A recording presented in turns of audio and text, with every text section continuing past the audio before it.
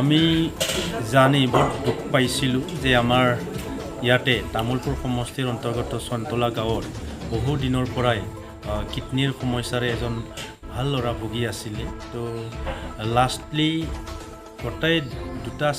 কিডনীও বিকল হৈ গ'ল। গতিকে আজি তেওঁৰ মায়ে নিজে নিজৰ ল'ৰাক কিডনী দান দিম বুলি যিখিনি হাতত লৈছে, তো আমি গম পাই যথেষ্টখিনি দুখ অনুভৱ কৰিছোঁ। তো এই কাৰণে আমি MLA ফাণ্ডৰ পৰা 1 লাখ টকা আমি আজি তেখেতৰ হাতত গতাই দিছোঁ, যাতে তেখেতৰ যি কিডনী মায়ে দিব বিচৰা এইটো যাতে সফলভাৱে হয়, এইটো আমি কামনা কৰি আজি 1 লাখ টকাৰ চেক দিছোঁ।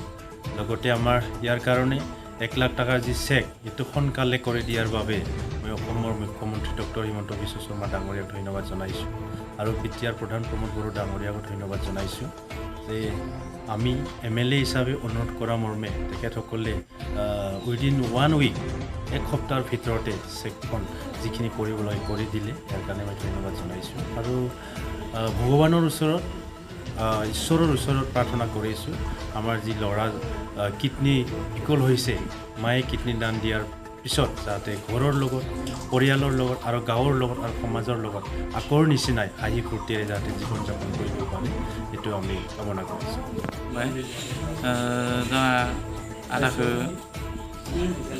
जे जोंनि MLA सारा 1 लाख दिनै सहाय फैबाय, बिनि थाखाय रोजा रोजा साबायखर थाबाय MLA सारनिसिम जोंनि लोरबां न'खरखौ नायनायनि थाखाय, बिनि थाखाय रोजा रोजा साबायखर बावहरनाय जाबाय। এইখিনি আমি বিৰাট ধন্যবাদ দিছি আমাৰ আপাৰ কাৰণে,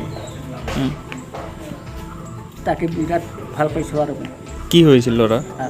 ল'ৰা কিডনী ডাউন হৈছে, কিডনী দুটাও ডাউন হৈ গৈছে, তাৰ কাৰণে কিডনী বদলাব লগাৰ কাৰণে আমাৰ চাৰকেইটাত লাগ ধৰা হৈছে আৰু গতিকে মই ধন্যবাদ চাবাই ভাল পালোঁ আৰু ভাল পালোঁ আৰু